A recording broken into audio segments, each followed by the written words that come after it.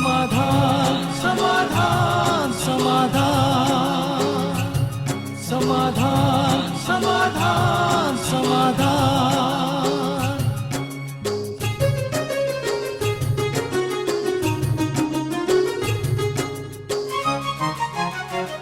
समस्या से उभरना अगर चाहे इंसान, स्वयं के संग सर्व का वो दिल से करे सम्मान।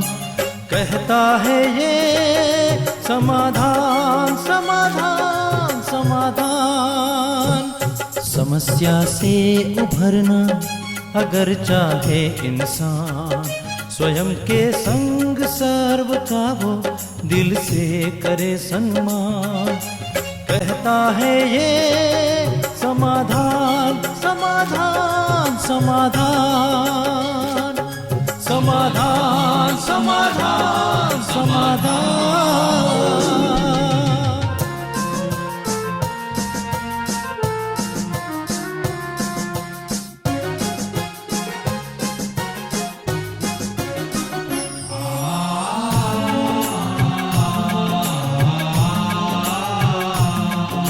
तनाव बन मुटाव की अगन से स्वयं तू संभल ले, है इसी में शान। दूरिया दरारे मिटाए मन से, जीवन बन जाएगा खुशियों की खान खुशियों की खान। कहता है ये समाधान समाधान समाधान। नमस्कार, आदाब, सत श्री अकाल मित्रों, स्वागत है आप सभी का एक बार पुनः समाधान कार्यक्रम में। मित्रों, पिछले दिनों सोशल मीडिया पे एक पोस्ट बहुत ही ज़्यादा पसंद की गई, मुझे भी बहुत पसंद आई। मुझे लगा कि आपके साथ भी मैं शेयर करूं। बेंगलोर की एक कामकाजी महिला ने ये पोस्ट किया था और उन्होंने अपना अनुभव शेयर किया था कि उन्हें जल्दी में कहीं जाना था। उनके बैग में उनका लैपटॉप रखा हुआ था। जल्दी में उन्होंने ऑटो किया और ऑटो करके वो पहुंची और अपना बैग उस ऑटो में ही भूल करके उतर के चली गई। थोड़ी देर के बाद उन्हें लगा कि शायद मैं कुछ भूल गई हूँ। उन्हें ख्याल आया कि मेरा बैग जिसमें मेरा लैपटॉप रखा हुआ है वो तो ऑटो में ही रह गया। अब बहुत परेशान हुई वो कि क्या किया जाए। अपने पति को फ़ोन किया। पति महोदय ने भी जो भी ट्रैफिक पुलिस हैं उनसे संपर्क किया। उन्होंने ऑटो का नंबर मांगा, बहुत सारी डिटेल्स मांगी, ऑटो चालक का जो पहचान है वो मांगा। फिर अंततः उन्होंने कहा कि पुलिस स्टेशन में जाइए, वहाँ आप FIR दर्ज करवाइए। अब ये वहाँ पहुँचे तो पुलिस स्टेशन में भी वही बातें होने लगी कि कैसा था, क्या था। और ये बात आई पुलिस स्टेशन में, ये कहा गया कि आप अपने लैपटॉप का जो पर्चा है, जो स्लिप है, वो कल लेकर के आइएगा, उसके पश्चात ही हम FIR दर्ज करेंगे। अब न केवल लैपटॉप लेकिन बहुत सारे उनके डॉक्यूमेंट्स जो हैं महिला के उसमें थे। अब ये बहुत परेशान हो रही थी कि वो मुझे मिल पाएगा या नहीं मिल पाएगा, क्या होगा। जब ये स्टेशन से बाहर आ रही थी, पुलिस स्टेशन से, तो इन दोनों ने महसूस किया कि लगातार कोई व्यक्ति इन्हें फ़ोन कर रहा है। जब इनके पति महोदय ने फ़ोन किया वापस, तो सामने वाला जो व्यक्ति था उन्होंने उस महिला का नाम बताया कि क्या आप इस महिला को जानते हैं। तो उन्होंने कहा हाँ हाँ, ये मेरी पत्नी है। तो उन्होंने कहा कि मैडम, अपना बैग मेरे ऑटो में भूल गई थी और मैं बहुत देर से प्रयास कर रहा हूँ। जब मैं अपने घर पहुँचा तो मैंने देखा कि एक बैग रखा हुआ है। तब मुझे ख्याल आया और मैंने ढूंढा, नंबर निकाला, उसमें आपका नंबर मिला है। आप बताएं कि आप कहाँ पे हैं, मैं ये जो बैग है वो पहुँचाने के लिए आता हूँ। व्यक्ति वहाँ पे आया और अपना ये जो बैग था लैपटॉप सहित उन्होंने दिया। अब इस महिला ने उन्हें धन्यवाद स्वरूप पैसे देने चाहे लेकिन उन्होंने इनकार किया। इन्होंने फोर्सफुली उसे वो पैसा दिया और बहुत बहुत शुक्रिया अदा किया। ये निसार अहमद जी थे, ऑटो वाले, जिन्होंने ईमानदारी का इतना सुंदर परिचय दिया। मित्रों, आज के दौर में जहाँ चारों तरफ बेईमानी की बात होती रहती है, ऐसी जब ईमानदारी की बात हम सुनते हैं, वो भी एक गरीब शख्स जो अपने जीवन के लिए, अपने परिवार के लिए जद्दोजहद करता है 24 घंटे, उसके अंदर जब ऐसे ईमानदारी की भावना देखने को मिलती है, तब लगता है कि काश यही ईमानदारी नीचे से लेकर ऊपर तक सबके अंदर हो तो समाज, संसार कितना खूबसूरत हो जाएगा। तो आवश्यकता इस बात की है मित्रों कि हम इससे प्रेरणा लें और अवश्य अपने जीवन में भी ईमानदारी को, मूल्यों को धारण करें। ऐसे सुंदर प्रसंग के साथ आज के समाधान की शुरुआत करते हैं। भ्राता जी का अभिनंदन करते हैं। भ्राता जी, बहुत बहुत स्वागत और अभिनंदन है। Thank you. कई बार भ्राता जी जिन्हें हम सोचते हैं कि छोटे हैं, कार्य में छोटे हैं, एक आम आदमी है, सामान्य व्यक्ति हैं, वो हमें बहुत कुछ सिखा जाते हैं। नहीं, छोटे लोग ही ज्यादा ईमानदार होते हैं। गांव में आप जाओ, जी। कई अच्छे लोग मिलेंगे जिनको पाप क्या है पता ही नहीं होता। भाई अपनी खेती कर रहे हैं, अपना गेहूं बेच के आ रहे हैं, जो मिल रहा है उससे अपने परिवार को चला रहे हैं। उन्हें पता ही नहीं कि कुछ गड़बड़ भी करनी चाहिए क्या, जी। गेहूं में कुछ मिलाया भी जा सकता है क्या। वो तो जैसे व्यापारी पता मिला देते हैं। जी जी जी। वो जो धनवान लोग हैं वो गड़बड़ करेंगे, अब ये गरीब लोग तो नहीं करते। और ये सत्य है कि संसार में अगर मॉरल वैल्यूज बिल्कुल ना हो तो संसार नष्ट हो जाए ना। सभी मनुष्य मानवता खो दें तो ये संसार ही न रहे। इसलिए बहुत सारे अच्छे लोग हैं। जी जी। ये नहीं साहूकारों में नहीं है, साहूकारों में भी हैं। कई बड़े अच्छे अमीर लोग हमें मिलते हैं कि बहुत अच्छे कार्य करते हैं। जी। अभी हम श्री गंगानगर में गए, राजस्थान में है जी। एक कॉलेज में बहुत सुंदर प्रोग्राम हुआ। उसके मालिक, डायरेक्टर और कई सारे प्रिंसिपल भी उपस्थित थे। हमें बताया बाद में कि ये जो व्यक्ति है बहुत गरीब बच्चों को फ्री पढ़ाते हैं, पहली क्लास से और 12वीं तक। अच्छा। हर साल 31 बच्चे ऐड होते हैं उसमें, तो 31 इंटू 12 इतने बच्चों को, लगभग 400 हो जाएंगे। जी जी। इतने बच्चों को ये फ्री पढ़ाते हैं हमेशा ही। तो देखिए मनुष्य के अंदर कितनी अच्छी खूबियां हैं और निश्चित रूप से सभी को ये धारण करनी चाहिए। और सभी के अंदर कहीं ना कहीं ये पवित्र संस्कार छुपे हुए अवश्य हैं, एक रहम छुपा हुआ अवश्य है। थोड़े क्रूअल और क्रिमिनल लोग इस संसार में होते हैं जो थोड़े और तरह के होते हैं, अन्यथा मेजोरिटी एक हाई परसेंटेज जी जी। अच्छे लोगों की होती है। पर बात यही है कि जमाना टीवी का, इलेक्ट्रॉनिक्स मीडिया का या अखबारों का है, तो उसमें अच्छी चीजें तो कम छपती है ना, वो तो न्यूज होते ही नहीं। न्यूज तो होंगे जो खराब चीज होगी। अब वो गांव में एक व्यक्ति होगा, लगेगा सारा गांव ही ऐसा है। तो अच्छे लोग हैं और हम सभी को जो बुद्धिमान हैं, जो वेल एजुकेटेड हैं, इन मूल्यों को अपने जीवन में अवश्य धारण करना चाहिए। बिल्कुल, आपने जो बात कही भ्राता जी, वो एक प्रचलित सी ऐसा मुहावरा भी है कि एक मछली पूरे तालाब को खराब कर देती है। शायद वही वाली बात है। अच्छे लोग संसार में बहुत सारे हैं।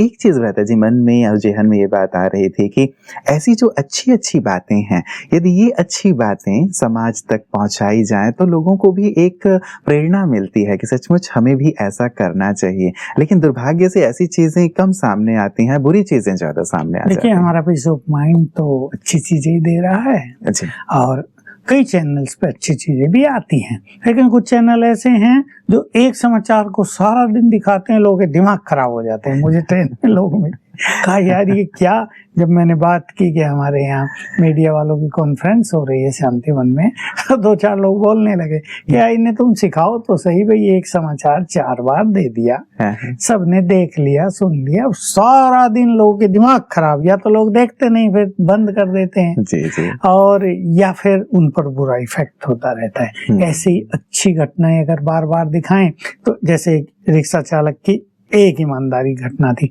अनेक रिक्शा चालक ऐसे ईमानदार बन जाएंगे। जी जी जी जी बिल्कुल। और इससे दूसरों को ये चीज जरूर लगती है भ्राता जी कि भले ही पैसे हम दबा लें, रख लें, वो चीज कितनी काम आएगी नहीं आएगी, लेकिन इससे व्यक्ति हीरो बन जाता है, आदर्श बन जाता है। और शायद अंदर में मुझे लगता है कि इससे बहुत ज्यादा सुकून की प्राप्ति और होती मैं तो है। ये समझता हूँ कि ऐसी संस्थाएं बन जाएं कि भाई जो ऐसे ईमानदारी के कार्य करेंगे उनको पुरस्कृत किया जाएगा। हाँ। तो बहुत सारे रिक्शा चालक और बहुत सारे लोग ऐसे अच्छे कार्य करने में लग जाएंगे। तो प्रोत्साहन देना भी एक बहुत अच्छी चीज है, अच्छी चीजों को प्रोत्साहित करना। बिल्कुल बिल्कुल। चलिए भ्राता जी, आपकी बात बहुतों तक पहुंच रही है। जरूर ऐसी भी एक शुरुआत होगी और सभी अपने जीवन में मूल्यों को धारण करेंगे। मेल्स की ओर लिए चलता हूँ भ्राता जी। पहला मेल हमें विजय कुमार जी ने भेजा है। ये कहते हैं, Om Shanti brother, My sisters and cousins are against my being vegetarian. They say that it's also killing. The plants are being killed for eating, and so I can't call myself a vegetarian. Do plants also have life? देखिए कई लोग ऐसा सोचते हैं और वो vegetarian भोजन को भी ऐसा मानते हैं कि इसमें तो आप सब्जी तोड़ रहे हो, उन्हें काट रहे हो, उन्हें पका रहे हो, इनमें लाइफ तो है लेकिन आत्मा नहीं है। इसलिए जो नॉन वेज है, मुर्गों को मारा, बकरियों को मारा, उसमें जो पाप होगा उसका, अगर इसको वो कहते भी हैं तो वो उसकी वेट में 1% है। इसलिए अगर इसकी बहन और बहनोई उससे नाराज हैं कि वो वेजिटेरियन है, उन्हें नाराज रहने दिया जाए और इनको अपना वेजिटेरियन डाइट ही चालू रखनी चाहिए। ऐसे गलत कार्यों के लिए किसी की नाराजगी को हम संतुष्टता में बदलने के लिए अपना मार्ग बदल दें, ये बिल्कुल उचित नहीं है। जी जी, प्रथा जी आगे भी पूछ रहे हैं कि they also say that when vegetarian food can be purified with pure vibrations, then the same should apply to non-veg also. Non-veg also would become pure when pure vibrations are given while cooking. Is it so? I don't know what reply to give them. Please let me know how to explain to them. एक तो जो non veg बना रहा है, cook कर रहा है, उसके प्योर वाइब्रेशंस हो ही नहीं सकते। पहली बात, वो सात्विक हो ही नहीं सकता, तो भोजन ही तामसिक है, तो व्यक्ति भी तामसिक हो गया। दूसरी चीज, ये जो नॉन वेज है ये इम्प्योर है, इसलिए ये प्योर वाइब्रेशंस को रिसीव भी नहीं करेगा, रिजेक्ट कर देगा। ये जो वेजिटेबल्स हैं, ये जो सात्विक फूड है, ये इस प्रकृति में ही मनुष्य के प्योर वाइब्रेशंस को रिसीव करने की संपूर्ण शक्ति रहती है। इसलिए प्योर वाइब्रेशंस केवल प्योर फूड, सात्विक फूड, शाकाहारी फूड में ही जा सकते हैं, नॉन वेज में कभी नहीं। जी जी जी, एक आदत सी जिनकी हो गई है व्रता जी, मांसाहार की, और कई लोग, कई संप्रदाय तो ऐसा भी मानते हैं कि ईश्वर ने ये सारी चीजें हमारे खाने के लिए ही बनाई हैं। तो ऐसी जो मानसिकता वाले हैं या जो आदती हो गए हैं, उन्हें कैसे क्या कहेंगे? यदि छोड़ना भी चाहते हैं, कई बार वो छूट नहीं पाता है और उन्हें एक ही जो मानसिकता है कि ये तो भगवान ने दी है। देखिए, अगर उनकी मानसिकता ये है तो उसको बदलना तो किसी के बस की बात नहीं है, क्योंकि फैशन पड़ गया है। जितने पैसे वाले लोग हैं, रॉयल कहलाने वाले लोग हैं, पार्टियों में जाने वाले लोग हैं, और नॉन वेज को, शराब को अपना इस भोजन का मुख्य अंग मानते हैं। लेकिन ये पाप उनका बढ़ता जाएगा और जब इसकी सजा उनको मिलेगी तब उन्हें अवश्य रियलाइज होता है। हमने देखा है बहुत लोगों को रियलाइज होता है कि हमने अपना पूरा जीवन बेकार कर दिया, नष्ट कर दिया है। इसलिए पवित्र भोजन खाना, अगर सचमुच किसी की जरा भी इच्छा है तो उसे मेडिटेशन की ओर बढ़ना चाहिए, उसे सात्विक विचारों की ओर बढ़ना चाहिए, और इससे वो भोजन उससे भी ज्यादा ताकत देगा जिसके लिए लोग नॉन वेज खा रहे हैं। ताकत की जहाँ बात है, हमने अनेक नॉन वेज खाने वाले बहुत बीमार देखे, बिल्कुल कमजोर लोग देखे, और वेजिटेरियन पहलवान देखे, बहुत शक्तिशाली देखे। तो इन चीजों का कोई महत्व नहीं। बिल्कुल, ये जो हमारे कुश्ती खेलते हैं जो पहलवान हरियाणा के व्रता जी, जो ओलंपिक में भी जाते हैं, बहुत सारे लोगों के मैंने एक इंटरव्यू पढ़े, वो सारे ही जो हैं वो शाकाहारी हैं। बिल्कुल, सब शाकाहारी हैं। जी जी जी। व्रता जी, अगला मेल प्रीति अग्रवाल जी का आया है। ये कहती हैं कि ओम शांति, मैं घर से दूर रहकर दूसरे सिटी में जॉब कर रही हूँ, पर मुझे डर बहुत लगता है घर से दूर रहने में। न्यूज सुनकर बहुत बुरे ख्याल इमर्ज होते हैं कि कहीं मेरे साथ भी कुछ गलत ना हो जाए। योग और मुरली से भी मन शांत नहीं होता है। मुझे ऐसा डर क्यों लगता है? इस डर को मैं कैसे निकालूं? बिल्कुल नेचुरल है ये बात होना, क्योंकि अखबारों में, टीवी चैनल्स पे जी बहनी माताओं के लिए कुछ ऐसे केसेज आते रहते हैं। तो जो बहन अकेली रहती है उसको ये डर होना बड़ा ही स्वाभाविक है। लेकिन इनको कुछ चीजों में आत्मविश्वास को बढ़ाना बहुत आवश्यक है कि जो दूसरों के साथ हो रहा है वो मेरे साथ भला क्यों होगा। मैं पवित्र हूँ, और पवित्रता में बहुत बड़ी शक्ति होती है। कहीं ना कहीं मनुष्य की अपवित्रता और उसके पाप कर्म ऐसे कर्मों के जिम्मेदार भी होते हैं। भले ही हमें वर्तमान दिखाई न देता हो, पर कहीं ना कहीं ये दूषित वृत्तियां मनुष्य की दूसरों को भी प्रेरित करती हैं वैसा करने के लिए। ये रोज सवेरे उठते ही 7 बार याद किया करें सच्चे मन से, मैं मास्टर सर्वशक्तिवान हूँ, सफलता मेरा जन्म सिद्ध अधिकार है। इसके बाद ये अपने चारों ओर एक पावरफुल ऑरा क्रिएट किया करे, प्रभा मंडल। वो भी 7 बार करने से कर लें मैं मास्टर सर्वशक्तिवान हूँ, मेरे अंग अंग से शक्तियों की लाल किरणें फैल रही हैं। फिर दूसरी बार, मैं मास्टर सर्वशक्तिवान हूँ, शक्तियों की लाल किरणें फैल रही हैं। 7 बार करके विजन देखें, मेरे चारों ओर एक शक्तिशाली प्रभामंडल निर्माण हो गया है। अब ये इनके लिए कैनोपी ऑफ प्रोटेक्शन होगा, छत्र छाया होगा जी। इनको देखकर कोई भी इस तरह का विचार कर ही नहीं पाएगा। मैं ईश्वरीय महावाक्य ने याद दिला दूं एक, स्वयं भगवान ने कहा, यदि तुम मुझसे योगयुक्त रहो तो तुम्हारे बारे में कोई व्यक्ति गलत संकल्प भी नहीं कर पाएगा। कर्म करना तो अलग बात, इसलिए ये जब घर से चलें, अपने ऑफिस में घर वापस आए, अपने कमरे में वहां रहते हुए, स्वयं सर्वशक्तिवान मेरे साथ है, 1000 भुजाओं सहित मेरे साथ है, वो सदा मेरी रक्षा कर रहा है, मैं उसकी छत्र छाया में पूर्ण सुरक्षित हूँ। ऐसे संकल्प क्रिएट किया करें, बस इनको एक गॉडली प्रोटेक्शन की महसूसता होती रहेगी और जीवन में ऐसा कुछ भी नहीं होगा। नेक्स्ट बात इनको ये भी ध्यान रखनी है कि जो संकल्प हम बार बार करते हैं उसको भी हम क्रिएट करते हैं जी। है कहीं ना कहीं कुछ निगेटिव चीजों को क्रिएट कर देता है। जैसे कोई घर से बाहर निकला और ये सोच के चला कहीं कुत्ते रास्ते में मेरे पीछे न पड़ जाए, भौंकने लगे। अभी एक कुत्ता दिखाई दिया और उसने ऐसे ही भौंक दिया और ये डर के भागने लगी, तो कुत्ता तो उसके पीछे भागेगा ना। तो ये हमारा जो वीक माइंड है ये ऐसी निगेटिव सिचुएशंस को क्रिएट भी करता है। इसलिए ये अपने मन में सदा यही संकल्प रखें, मैं तो परमात्मा छत्र छाया में सदा ही सुरक्षित हूँ, मेरा जिम्मेदार तो स्वयं सर्वशक्तिवान है। मैंने उसको हाथ दिया है, उसने मेरा हाथ अपने हाथ में थाम लिया है, वो तो जैसे मेरा बॉडीगार्ड है। बस निर्भय होकर ये कहीं भी जाएंगी, इनके साथ कुछ होने वाला ही नहीं है। जी, इन संकल्पों से तो भ्राता जी वैसे ही बहुत शक्ति खुद ही महसूस हो रही है, तो यदि हम फील्ड में जाएं तो सचमुच ये हमारे लिए एक बहुत अच्छे प्रोटेक्शन का कार्य करेंगे। भ्राता जी, जिज्ञासा जी का अगला मेल है, ये कहती हैं कि रिस्पेक्टेड भाई जी, योग में शिव बाबा पर लंबे समय तक एकाग्र कैसे अपने आप को किया जा सकता है? क्योंकि जब मैं एकाग्र अपने आप को करती हूँ तो थोड़े समय ही कर पाती हूँ, उसके बाद मन फिर से विचलित हो जाता है, मेरे कार्यों की ओर चला जाता है और कहीं कहीं चला जाता है। मैं चाहती हूँ कि मन पूरी तरह एक शिव बाबा पर ही योग में एकाग्र हो। देखिए, सब्जेक्ट तो बहुत बड़ा है एकाग्रता जी। इन्हें देखना पड़ेगा कि इनका मन कहाँ कहाँ भटकता है और सारे दिन में एक चीज पर विशेष ध्यान देना होगा कि जिस चीज को हम बहुत सीरियसली देखते हैं, सुनते हैं या रिएक्ट करते हैं, वो हमारे अंतर्मन में समा जाता है और जब हम योग अभ्यास करते हैं वो एक्टिव हो जाता है। इसलिए बहुत चीजों को लाइटली लेना है।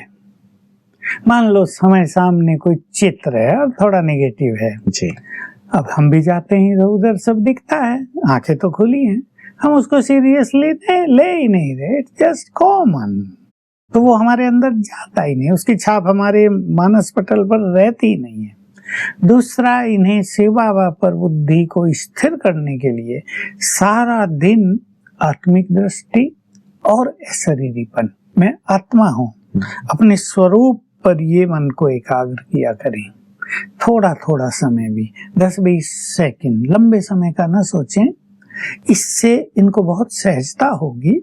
और नेक्स्ट बात है कि ये इस प्रैक्टिस को घंटों बैठ कर न करें, 10-10 मिनट 3 बार कर लें, 4 बार कर लें, बस इससे ही बहुत अच्छे अभ्यास हो जाएंगे। जब मनुष्य लंबा समय बैठता है तो कभी कभी ब्रेन की शक्तियां हमको कोऑपरेट नहीं करती हैं, वो भी तो यूज होंगी ना, उसमें खत्म हो जाती हैं। इसलिए 10-10 मिनट अगर बैठेंगे तो ब्रेन में कोई थकान सी महसूस नहीं होगी, बल्कि ब्रेन इसको एंजॉय करेगा और एनर्जी को रीगेन करेगा।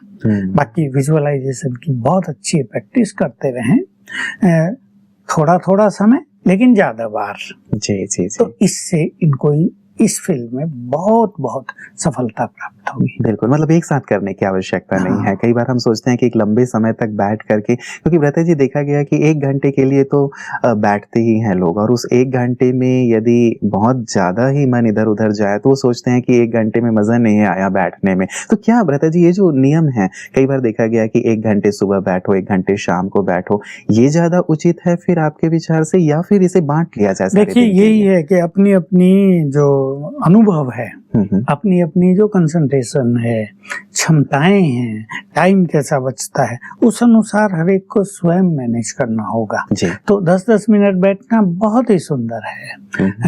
अगर 1 घंटा ही बैठना है तो कोई भी इस एक्सपेरिमेंट को करके देखे जी। कि 6 बार बैठेंगे हम 10-10 मिनट, सारा दिन आनंद में बीत जाएगा। मुकाबले बस इसके कि 1 घंटा एक बार बैठे जी। और उसमें आधा टाइम मन भटकता रहा, और जब उठे तो थोड़े परेशान होके निराश उठे कि हो क्या 1 घंटा लगा दिया, आनंद तो आया ही नहीं। जी, जी, जी, जी। तो ये करने से ज्यादा सुखद फीलिंग जी, रहेगी। जी। कई बार डॉक्टर्स भी कहते हैं कि थोड़ा-थोड़ा सारे दिन खाते रहो। तो शायद ऐसे ही थोड़ा-थोड़ा हम योग वो करते तो रहें। फिर ज्यादा खाना तो ठीक नहीं है, लोग कहेंगे सारा दिन चढ़ते ही रहते हैं। जी, जी। व्रता जी, भावना जी का अगला मेल है, ये कहती हैं सर, मैं बहुत ही ईज़िली हर्ट हो जाती हूँ। मुझे कोई ज़रा-सा भी कुछ कहता है तो मुझे रोना आ जाता है, जिस वजह से बहुत उदास रहती हूँ मैं। हर बात पे हर्ट होने की वजह से मेरा कॉन्फिडेंस लेवल भी बहुत लो हो गया है। कृपया बताएँ कि मैं कैसे इस चीज़ से मुक्त हो जाऊँ? कमजोरी तो बहुत सीरियस है और बहुत बहनों में है, लड़कियों में ज़्यादा है। हाँ, भाइयों में ज्यादा है। मैं तो हंसी में कह दिया करता हूँ, रोना आता है तो रो लिया करो, थोड़े हल्के तो हो जाओगे। पर ये हल्की नहीं हो रही है रो के, ये उदास हो रही है, और इनको ये कॉन्शियस होती है कि मेरे से सहन नहीं होता है और मुझे बहुत फीलिंग आती है और मैं बहुत भावुक हूँ, ये मेरी कमजोरी है। तो इसको तो इन्हें दूर करना ही होगा। और देखिए, जैसे मैंने पहले कहा, ये भी एक थोड़ा बड़ा सब्जेक्ट है, क्योंकि इनका माइंड सेंसिटिव हुआ है, ये बहुत ज्यादा इमोशनल हुई है। तो टू मच इमोशनल होना तो बहुत अच्छी बात है मनुष्य जीवन में, लेकिन जो ज्यादा इमोशनल हो जाते हैं वो उनकी कमजोरी बन जाती है। फिर कोई कुछ कह दे तो तुरंत हर्ट हो जाते हैं। इसमें कामनाएं भी दूसरों से ज्यादा रहती है ना। मान लो पापा हैं, अभी ये पढ़ रही हैं और बहुत मेहनत कर रही हैं। अब पापा ऑफिस से थके थकाए आए, कुछ टेंशन लेकर भी आए, अब ये चाहती हैं पापा थोड़ा सा मुझे अप्रिशिएट तो कर दें, हाँ तुम बहुत अच्छी मेहनत कर रही हो। अब पापा टेंशन में आए हैं, उन्होंने आते ही डांट दिया, क्या है सारा दिन पढ़ती रहती है ना, कुछ करना, काम भी किया करो कुछ, इससे तुम्हें क्या मिलेगा, सारा दिन पढ़ने वाले थोड़ा ही होशियार होते हैं। अब ये बेचारी को हर्ट होगा, क्योंकि एक्सपेक्टेशन बहुत थी ना। अब ये वो तो नहीं समझेगी कि पापा भी कुछ परेशानियों से गुजरे होंगे आज सारे दिन में। तो हम जरा अपनी एक्सपेक्टेशंस को कम करें, और मान लो हमने कोई गलती कर दी तो दूसरा व्यक्ति कुछ तो बोलेगा ही ना। तो कभी कभी मनुष्य इतना सेंसिटिव हो जाता है कि कोई कुछ ना बोले, मैंने दूध तो गिरा दिया, अभी दरी भी खराब हो गई, लेकिन कोई कुछ बोले नहीं मुझे, अब ये कैसे संभव होगा भाई। तो इसलिए अपने को थोड़ा स्ट्रॉन्ग भी करना होगा। इनको रोज अव्यक्त मूल्यों की स्टडी, यानी अपनी मनन शक्ति को बहुत बढ़ाना पड़ेगा। रोज थोड़ा कुछ लिखना पड़ेगा, मैं मास्टर सर्व शक्तिवान हूँ और भी 2-4 स्वमान, मैं बहुत पावरफुल आत्मा हूँ, मुझे बड़े बड़े कार्य करने हैं, मुझे अपनी मन की शक्तियों को बढ़ाना है। तो चिंतन, स्वमान और थोड़ा थोड़ा मेडिटेशन, इन तीनों को मिलाकर करने से इनका मनोबल बढ़ता जाएगा, और जो डाउन हो रही है वो नहीं होगा। इनके जीवन में उत्तरोत्तर वृद्धि, विकास होता ही जाएगा। बहुत शुक्रिया व्रता जी, आपसे बात करके ऐसा लगता है कि सचमुच ये सब बातें बहुत सहज हैं, सरल हैं। फील्ड में भी ये चीजें इतनी ही सहज और सरल सबको लगे, ऐसी हम कामना करते हैं। आज के सुंदर प्रकाश के लिए आपका बहुत बहुत शुक्रिया व्रता जी। मित्रों, कितना सहज और सरल लगता है ना जब यहाँ पे हम चर्चा करते हैं तो, और सचमुच ये चीजें सहज और सरल हैं मित्रों। मूल्यों के साथ जीना बहुत आसान है यदि इसकी आदत डाल ली जाए तो। जैसे कोई झूठ बोलने का आदती होता है तो उसकी आदत ही हो जाती है झूठ बोलने की, वैसे ही क्या सच बोलने की आदत नहीं डाली जा सकती, अच्छाइयों की आदत नहीं डाली जा सकती। वैसे भी कहा जाता है कि यदि आप झूठ बोलते हैं तो आपको उस झूठ को याद रखना पड़ता है, लेकिन यदि आप सच बोलते हैं तो आपको उस सच को याद रखने की आवश्यकता नहीं होती। और ऐसा इसलिए है मित्रों क्योंकि आंतरिक रूप से हम सब मूल्यों से जुड़े हुए हैं, सुख, शांति, आनंद, प्रेम, सत्यता या फिर ये तमाम मूल्य हमारी आत्मा से जुड़े हुए विषय हैं। इसलिए जब ये चीजें हम करते हैं तो सुकून मिलता है और इन्हीं चीजों की कामना समाज या दूसरे व्यक्ति भी हमसे करते हैं। तो जैसे हमने शुरुआत की थी, क्यों ना हम भी एक आदर्श प्रस्तुत करें सच्चाई की, ईमानदारी की या मूल्यों की, ताकि दूसरे भी देख करके इस चीज को समझें और सीखें कि हाँ, इनके साथ जिया जा सकता है और साथ ही क्यों ना हम भी एक ऐसा ही आदर्श प्रस्तुत करें। तो दीप से दीप जलता चलेगा और सारा समाज मूल्यवान बन जाएगा, जिसकी हम सब कामना करते हैं। आइए इसकी ओर एक कदम अवश्य आगे बढ़ाएं। अपना ख्याल रखिएगा। कल पुनः आपसे मुलाकात होगी। नमस्कार। धैर्य और दृढ़ मनोबल से कर दे तू पल भर में मुश्किलें आसान, कथनी समकरनी के पावन जल से स्वर्ग बन जाएगा सारा ये जहान, सारा ये जहान। कहता है ये समाधान, समाधान।